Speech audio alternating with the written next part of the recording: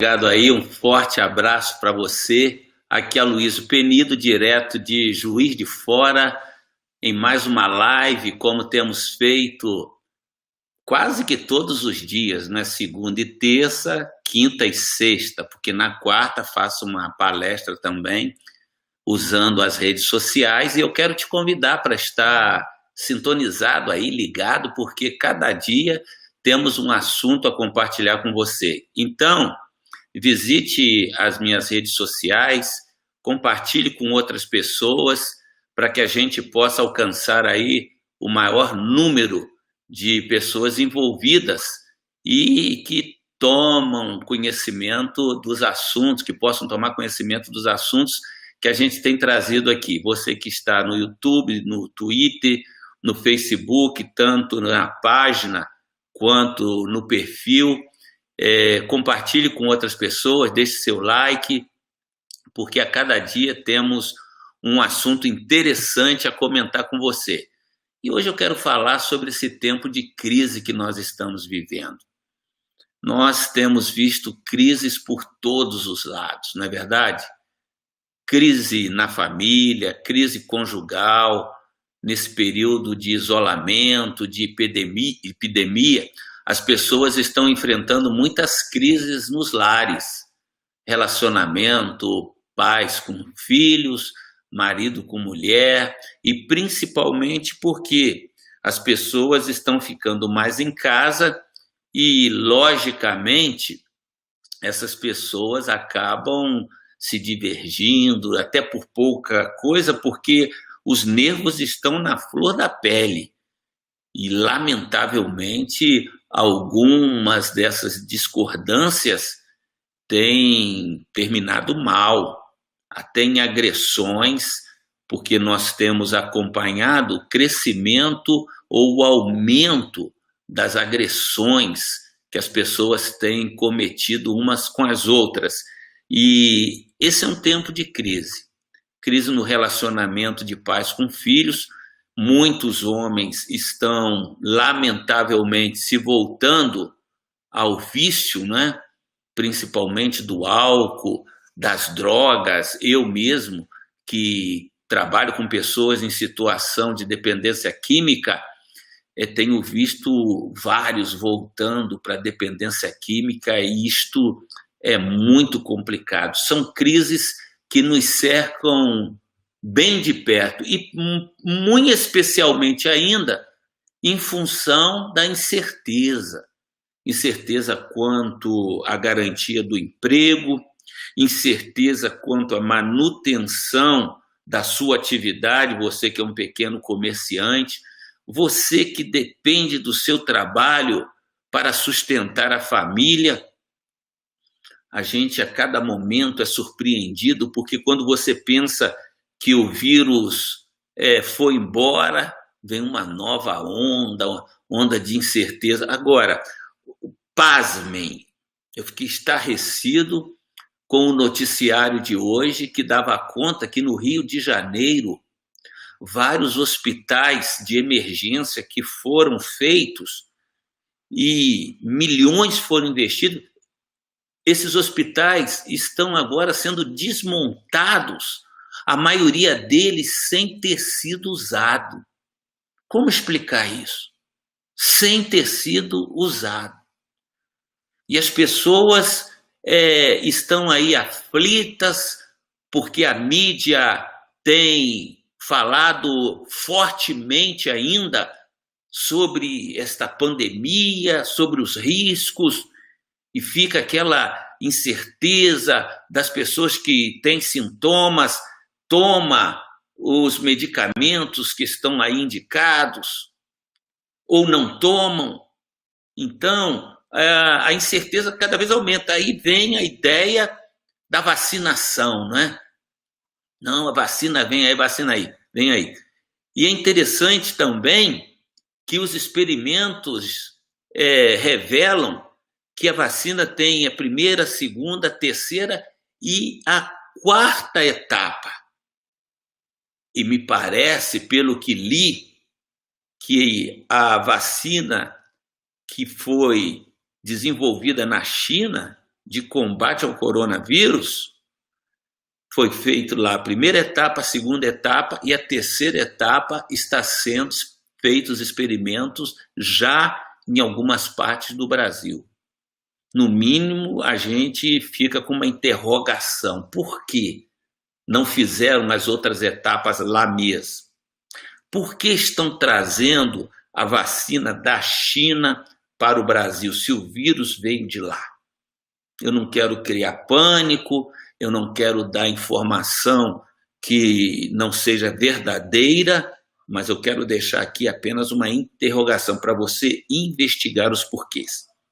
Sabemos que na Europa, na Inglaterra, também as pesquisas estão muito avançadas, nos Estados Unidos, e você deve ter muita cautela, porque às vezes, no afã de evitar uma epidemia, de evitar uma contaminação, um mal maior pode ocorrer. Então, é um tempo de crise, porque crise significa o quê? Incerteza, turbulência. E nós estamos vivendo num tempo de turbulência. Turbulência porque as pessoas não sabem de fato o que vai acontecer com a sua vida profissional.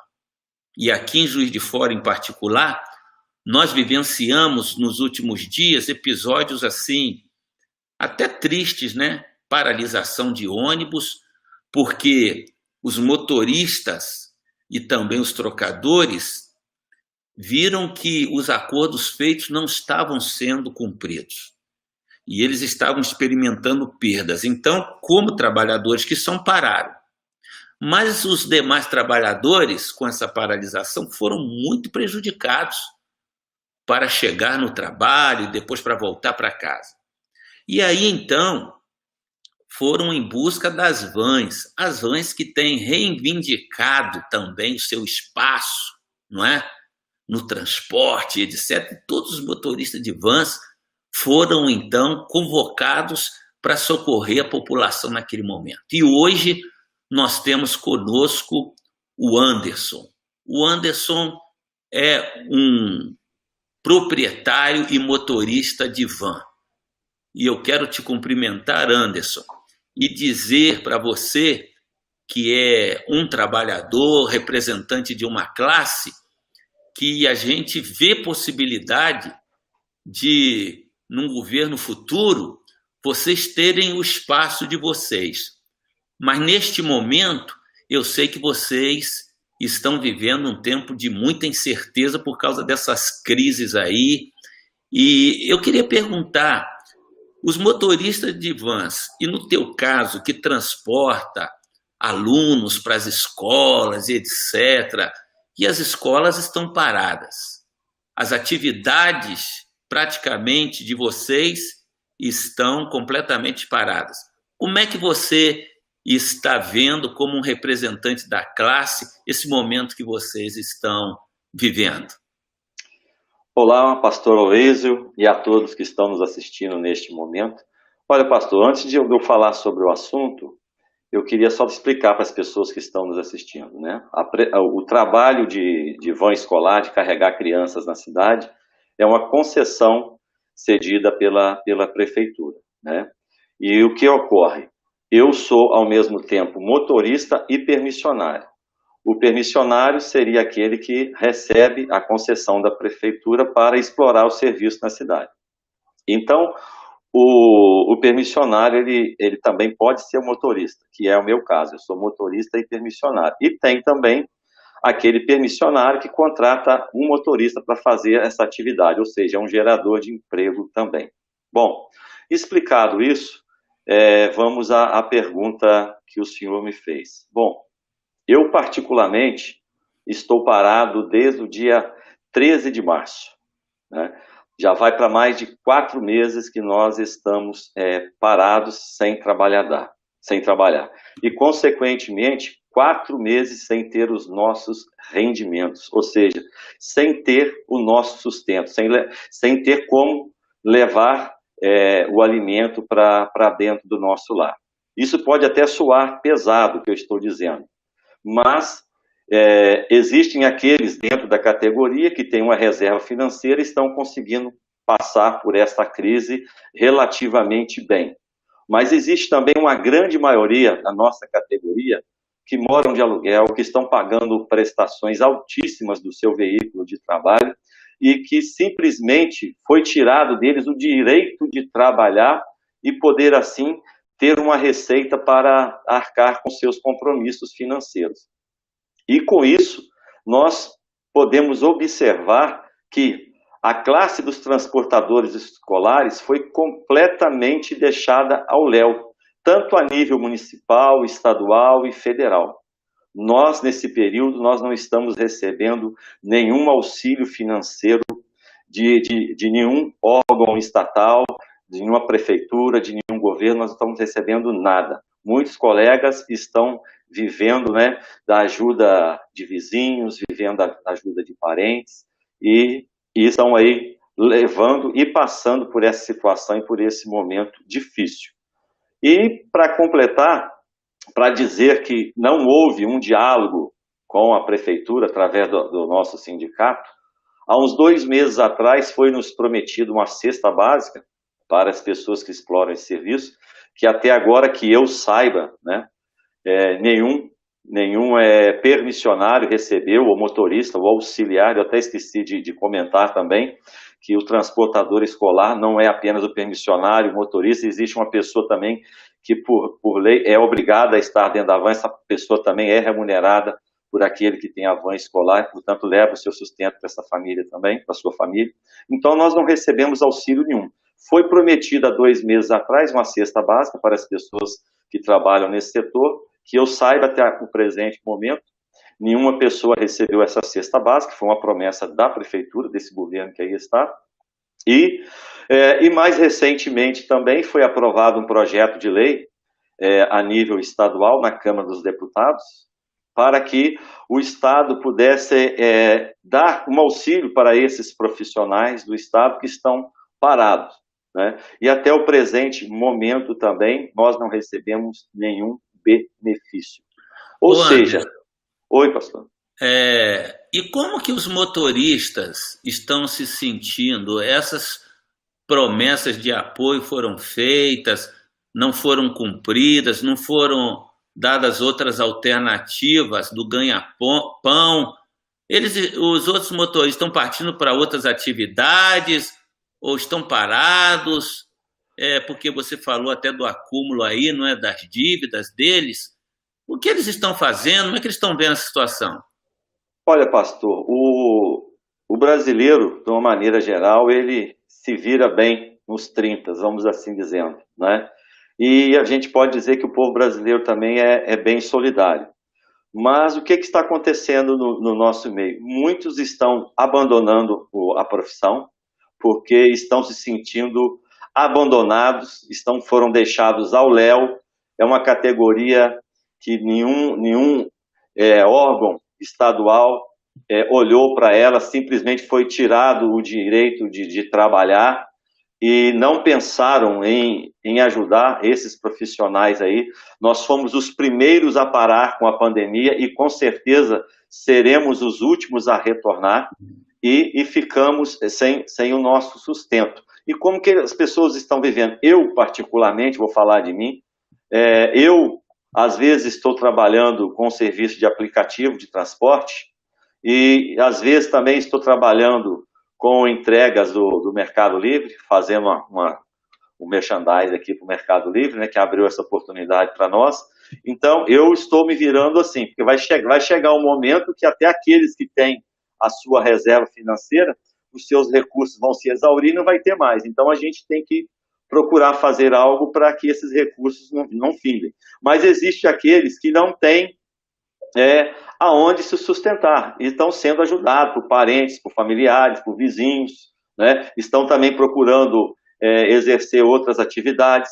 Eu conheço já vários colegas de trabalho que já venderam o seu veículo, o seu ganha-pão, para que pudesse levar assim o sustento para dentro da sua casa.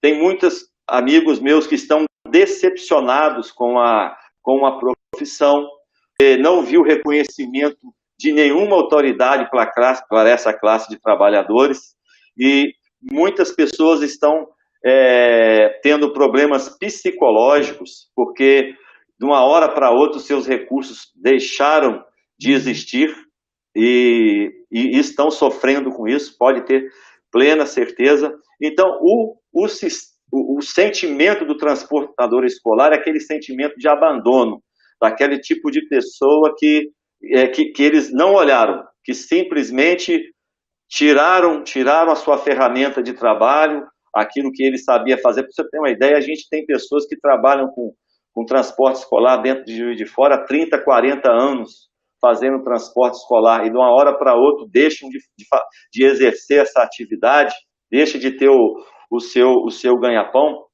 A gente pode imaginar, né, como que a mente desses trabalhadores estão neste momento. E aqueles também, pastor, que vendo no transporte escolar uma oportunidade de sobreviver e de viver desse trabalho, aqueles que investiram recursos na compra de um veículo que hoje não é barato, um veículo desse mais barato hoje é 50, 60 mil reais, a pessoa investe um dinheiro desse para poder trabalhar, faz uma prestação, uma conta, de repente se vê impossibilidade de pagar essa prestação, vê um veículo, aqueles que já estão há mais tempo, temos aí veículos de 100, 150, 170 mil reais parado, não pode transportar criança, não pode fazer uma viagem de turismo, e a pessoa acaba realmente entrando em parafuso, entrando em estresse, e realmente se sentindo, vamos assim dizer, menosprezada pelas instituições públicas. A gente sabe que o anseio da classe é poder fazer parte do transporte da cidade, e algo que eu tenho dito para as pessoas que me acompanham é que uma das proposições que eu tenho colocado é exatamente a quebra do monopólio e a abertura para que as demais pessoas dos diversos segmentos tenham oportunidade de também atuarem na locomoção, né, dos trabalhadores, das pessoas que circulam pela cidade.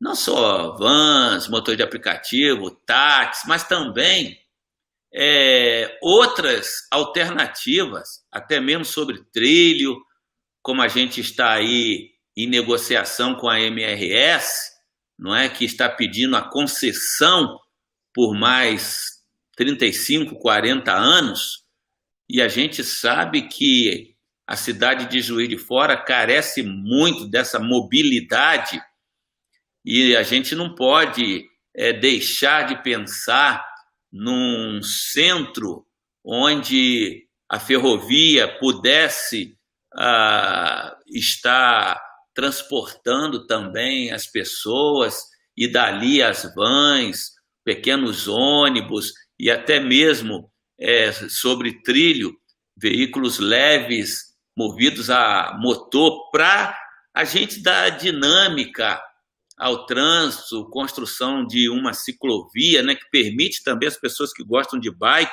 ir para o trabalho de bike.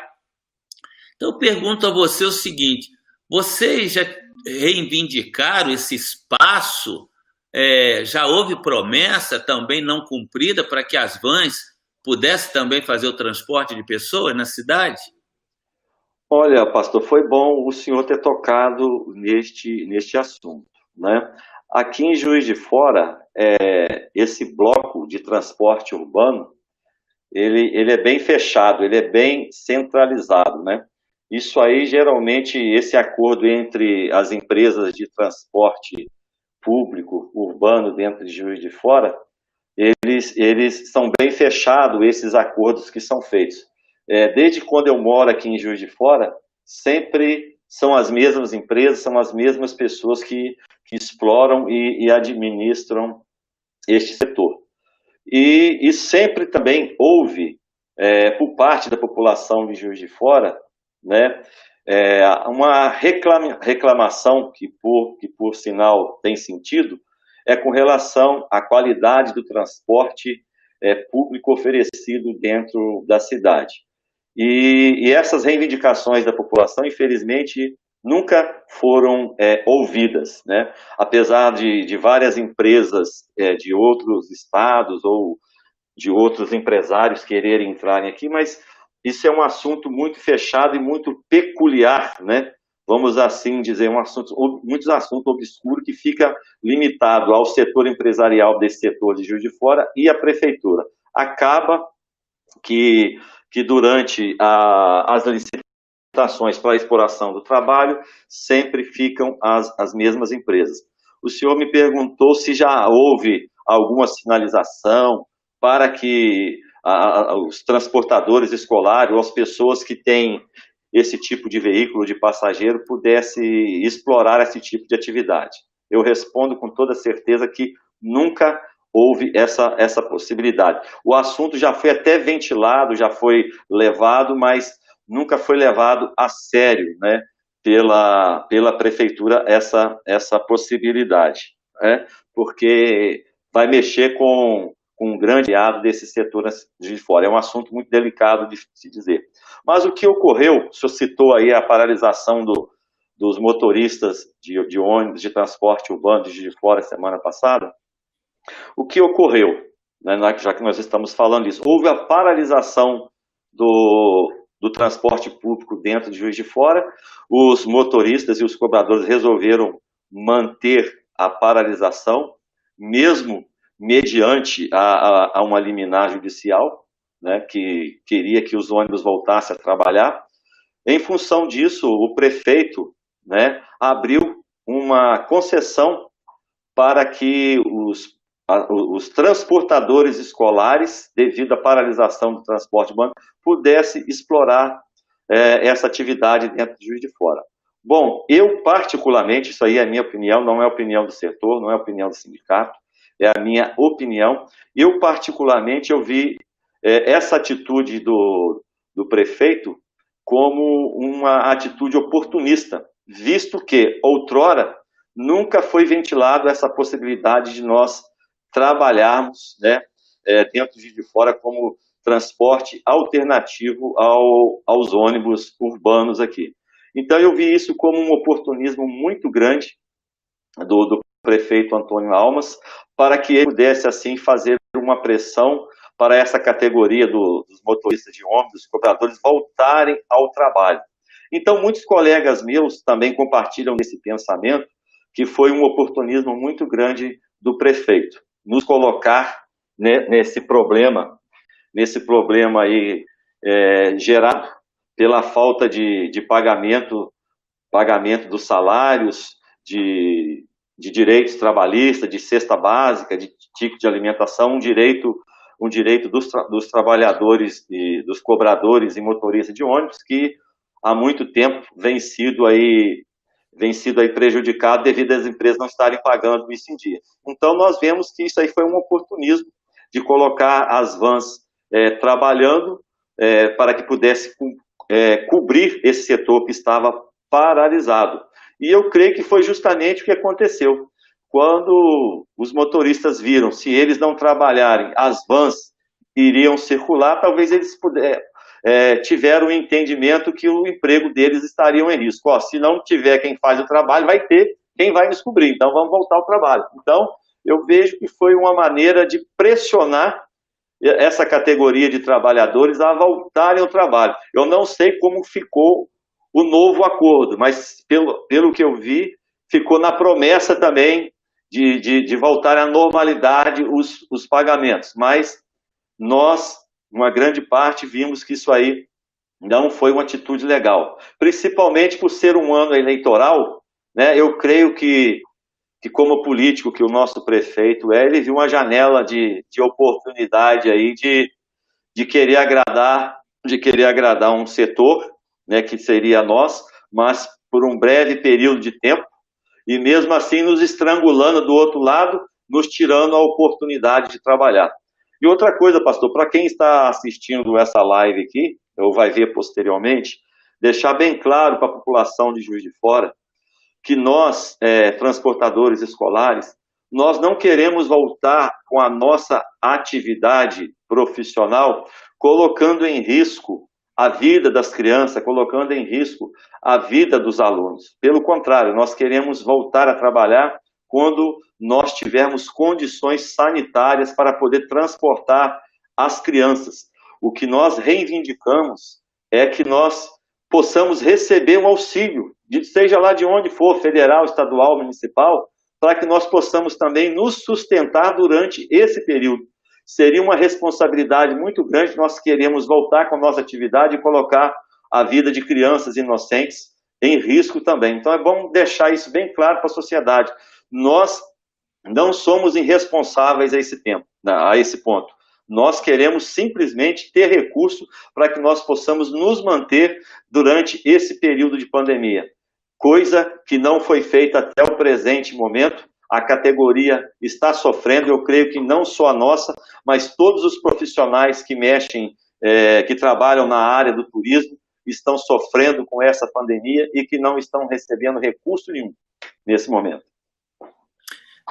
A gente, inclusive, fica assim, bem chocado, né, com tudo isso, porque é uma categoria, é uma classe que está aí lutando pelo seu ganha-pão, todo mundo sabe, e segundo informações do governo federal, os municípios e os estados que decretassem a paralisação deveriam arcar também com o ônus, não é, dessa paralisação, principalmente suprindo para os trabalhadores as suas necessidades. E pelo que você fala, os motoristas de ônibus, os trocadores, os motoristas de vans estão, na verdade, na mesma situação, né?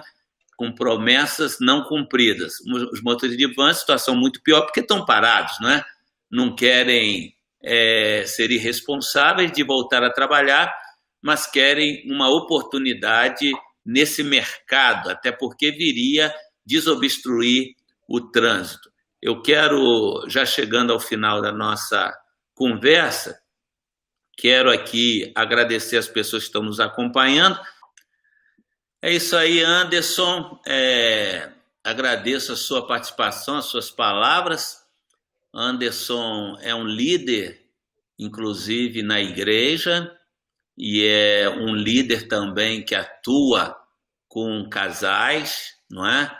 Um trabalho que se desenvolve com famílias, e as suas palavras já disseram tudo, não é? Mas a gente está falando de proposições, não é? Isso. Que a cidade precisa, e de pessoas sérias que têm propostas, e nós temos propostas em todas as áreas que atingem diretamente a população, na área do transporte, como nós temos falado sempre aqui, na área de educação, na área de segurança, também nós temos propostas na área de atividades de trabalho, porque o que o ser humano precisa de trabalho, precisa de transporte, precisa de segurança, precisa de saúde, mas precisa trabalhar, não é? E a palavra de ordem agora, Anderson, é garantir o seu trabalho, é garantir o trabalho das pessoas que estão aí sem saber se vão continuar levando o ganha-pão para dentro de casa, é garantir o emprego, é garantir a manutenção das empresas e do comércio.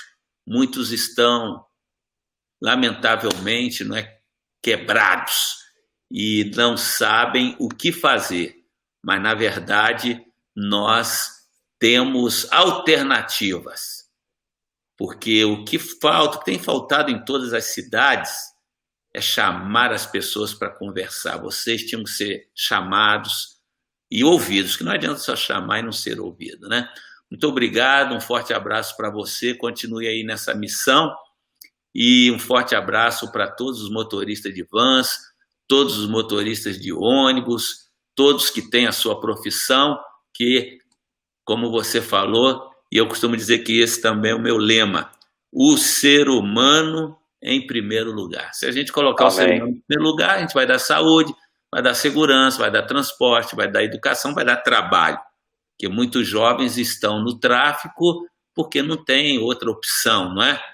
E a gente, lamentavelmente, não vê gestores à frente de cidades e de estados e chega numa hora dessa, eles não sabem muito o que fazer. Muito obrigado por sua presença, um forte abraço para você. Então, estamos chegando ao final da nossa live e eu agradeço a todos. Pierre, nosso amigo Pierre, está aí participando com a gente lá de longe, né, Pierre? Mas presente sempre, nos ajudando. Também Ângela, bem longe, né, Ângela? Forte abraço para você, mas também sempre presente aqui com a gente. José Antônio, forte abraço para você, bom tê-lo aí. Também sempre nos apoiando. A Delci, forte abraço. O Yara fez até aqui um comentário que eu não coloquei, né? Ele havia dito que não iria interferir, ele, no caso executivo, né? Porque a questão era trabalhista. Foi surpresa realmente colocar as vans nas ruas. A gente sabe que é um momento difícil, decisões são tomadas, às vezes sem um planejamento, né? E a gente tem que antever os problemas, porque nós vivemos num mundo de incertezas, não é, Ira? A Ira está aí com a gente, parabenizando o Anderson, muito bem, representando esse pessoal aí, não é, sofrido das vans. Cristiane, forte abraço para você, Cristiane. Maria da Penha, forte abraço para você também, você que está conosco aí. Maestro Isaac, muito bom tê-lo aí também, Isaac, nosso colaborador. Muitas outras pessoas que estão assistindo, que assistirão. Estamos chegando ao final. Estamos interessados no seu problema, em ajudá-lo nas suas múltiplas necessidades. E a necessidade do trabalho, a necessidade de locomoção, do ir e vir, são das principais. Que o Senhor te abençoe e te guarde, que você tenha uma noite tranquila de sono e que o dia de amanhã seja melhor do que foi o dia de hoje. Forte abraço.